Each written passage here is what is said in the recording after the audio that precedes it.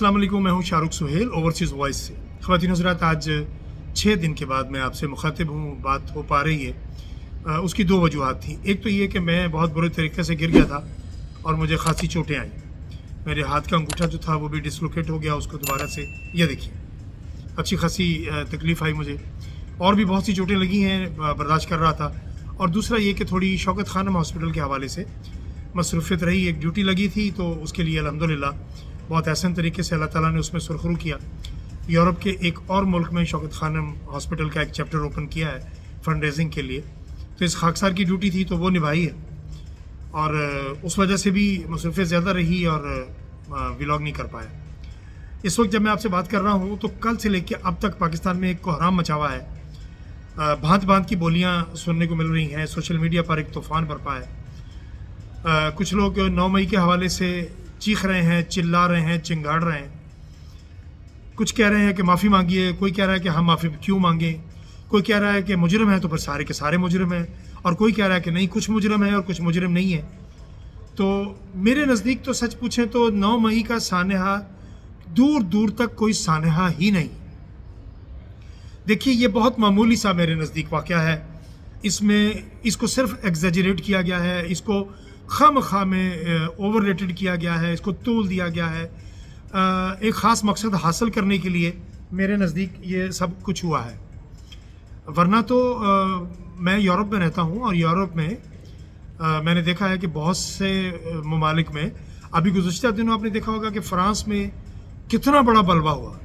France में एक पूरे के पूरे बाज़ार को लूट लिया गया, आगें लग गई, पुलिस स्टेशन जल गए, पुलिस की गाड़ियाँ तक जला दी गई। लेकिन हुआ क्या कि चंद नौजवानों को उन्होंने अरेस्ट किया, उनको पनिश करने के लिए किसी को महीना, किसी को 2 महीने की सज़ा हुई और बस बात ख़त्म हो गई। ये जमहूरी हक़ है लोगों का कि वो अपनी मुतालबात के लिए, अपने हक़ के लिए वो प्रोटेस्ट करें, और आपको प्रोटेस्ट करने देना चाहिए।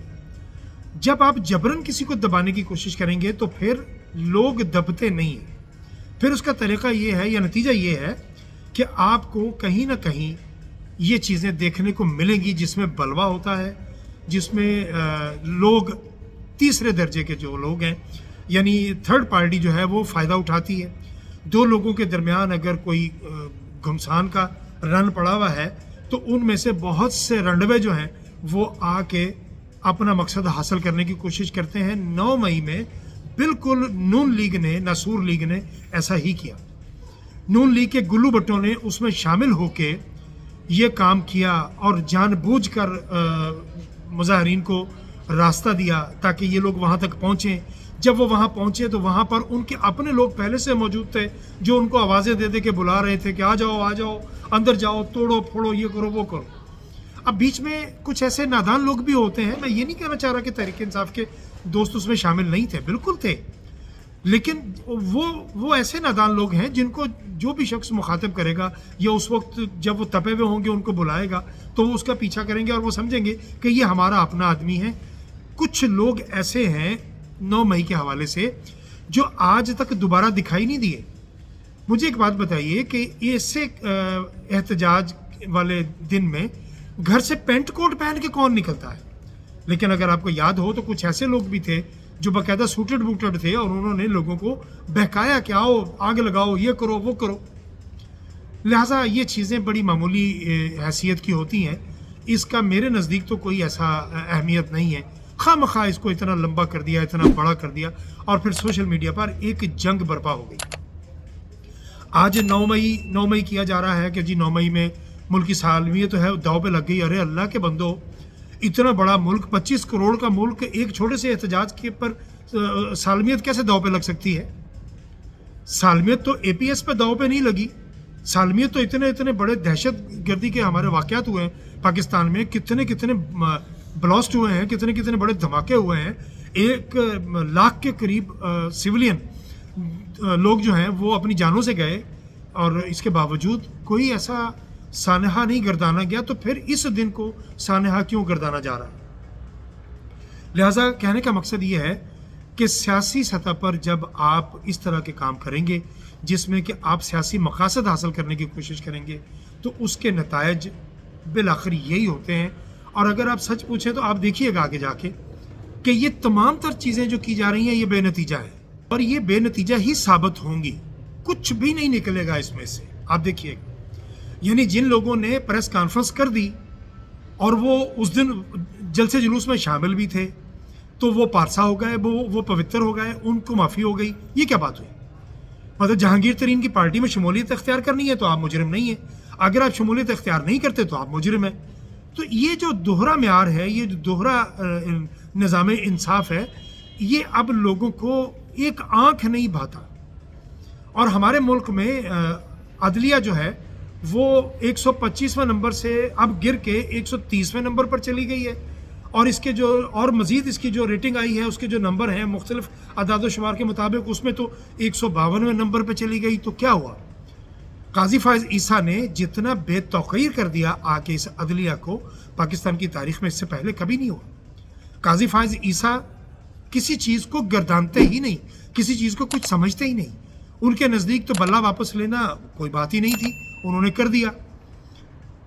اب وہ کہہ رہے ہیں کہ یہ جو کچھ ہوا ہے مجھے تو پتہ ہی نہیں، میں تو سوشل میڈیا دیکھتا ہی نہیں، اور سوشل میڈیا پہ بات کیے بغیر وہ رہتے بھی نہیں. یہ صرف ایک قاضی فائز عیسیٰ کی بددیانتی کی وجہ سے یہ سب کچھ ہوا ہے. اگر قاضی فائز عیسیٰ 9 مئی کے حوالے سے آج خود نوٹس لے لیتے اور وہ ان تمام افراد کو جو اس میں شامل تھے یا شامل نہیں تھے یا فوٹیجز منگوا لیتے تو دودھ کا دودھ اور پانی کا پانی ہو جاتا. آج کپتان جیل میں بیٹھ کے یہ کہہ رہا ہے کہ سی سی فوٹیج جتنی ہے وہ ساری کی ساری منگوا لیں اور اس کے مطابق فیصلہ کر لیں. اگر ہمارے لوگ اس میں ملوث ہیں تو ان کو سزا دی جائے، اور جو لوگ ملوث نہیں ہیں، اب ثانم جاوید کو دیکھ لیجئے یا عالیہ حمزہ کو دیکھ لیجئے. بیگم یاسمین راشد چلا کے کہہ رہی تھی اس دن گاڑی پہ کھڑے ہو کے کہ آپ کور کمانڈر ہاؤس کے اندر مت جائیے مت جائیے مت جائیے، وہ منع کر رہی تھی. لیکن ایک بزرگ خاتون کو جو کہ کینسر پیشنٹ ہے اور وہ سروائیو کر رہی ہیں، ان کو مسلسل جیل میں رکھ کے آپ کو کون سا انعام و اکرام مل رہا ہے یا کون سا مل جائے گا؟ دن بدن اس پورے نظام کی تذلیل ہو رہی ہے، ذلت ہو رہی ہے، اور عدلیہ کی بے توقیری دن بدن بڑھتی چلی جا رہی ہے. قاضی فائز عیسیٰ دن بدن بدنام ترین جج بنتے چلے جا رہے ہیں، اور ان کے حصے میں آخر میں کچھ نہیں آئے گا سوائے اس بات کے کہ وہ اپنی مرات لے اڑیں گے. کچھ یہ جو کچھ وہ کر رہے ہیں اس کے عوض مبینہ طور پر انہیں کسی اور ملک میں کچھ 2-4 اپارٹمنٹ اور مل جائیں گے، بس یہی ہوگا نا، اس سے زیادہ اور کیا ہوگا. اور قاضی فائز عیسیٰ جس عمر میں ہیں، کیا اپنے ایمان سے بتائیں کہ کیا وہ ان اپارٹمنٹس کو اور ملنے والی کثیر رقم اگر مل بھی جاتی ہے ان کو تو کیا وہ اس کو انجوائے کر پائیں گے؟ کیا فائدہ ان چنے چبانے کا جب منہ میں دانت ہی نہ ہو، اور کیا فائدہ اس کنگھی کا جب سر پہ بال ہی نہ ہو میری طرح؟ تو فائدہ کیا ہے ان چیزوں کا؟ قاضی فائز عیسیٰ اگر اپنی نسلوں کے لیے حرام مال چھوڑ کے جانا چاہتے ہیں تو ان کو 10 بار اس بات کے لیے سوچنا چاہیے کہ یار آپ مرنے سے پہلے اپنی اولاد کے لیے بھی حرام ہی چھوڑ کے جائیں گے. یہ بات میں صرف قاضی فائز عیسیٰ کے لیے نہیں کر رہا، یہ بات میں ہر اس شخص کے لیے کر رہا ہوں جو اس گندے اور غلیظ نظام میں شامل ہے اور وہ اپنی اولاد کو حرام دے کے جائے گا، اس نظام سے فائدہ اٹھا رہا ہے. وہ ملک کی اشرافیہ ہے، وہ ملک کی بیوروکریسی ہے، وہ چاہے آئی جی پنجاب ہے، وہ چاہے محسن نقوی ہے، وہ چاہے انٹرم گورنمنٹ میں جتنے بھی یہ پپٹ تھے چاہے وہ ہیں. اب وہ مرتضیٰ سولنگی جیسے بندے کو دیکھیں نا، جاتے جاتے وہ چیکس کے حوالے سے اس کے بھی اسکینڈل باہر آ گئے، لیکن آپ کبھی اس کی ٹویٹر پر اس کی پوسٹیں دیکھیں، اس قدر تھرڈ کلاس اور گری ہوئی پوسٹیں ہوتی ہیں کہ لگتا ہی نہیں کہ یہ بندہ کبھی جرنلسٹ بھی رہا ہوگا یا یہ بندہ کبھی پاکستان کا کوئی وزیر بھی رہا ہوگا. انتہائی غلیظ سوچ کے ساتھ وہ ٹویٹ کرتا ہے جب بھی کرتا ہے.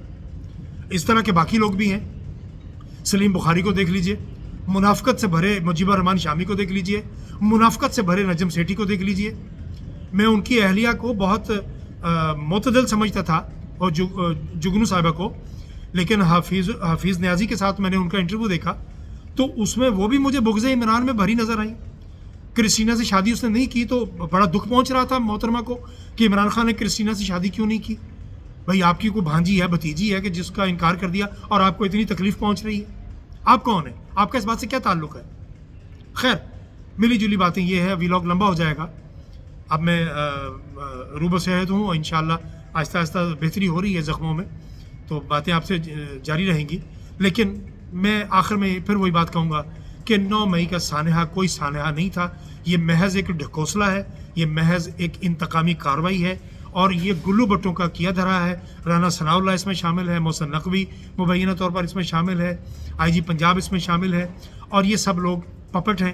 انہوں نے نوٹنکی جعلی تھیف منسٹر پنجاب کے کہنے پر یا خاندان شریفہ کی غلامی کرتے ہوئے ان کے کہنے پر یہ سارا کیا ہے, اور انہوں نے اداروں کو اور پاکستان تحریک انصاف کو آمنے سامنے لا کے کھڑا کر دیا ہے.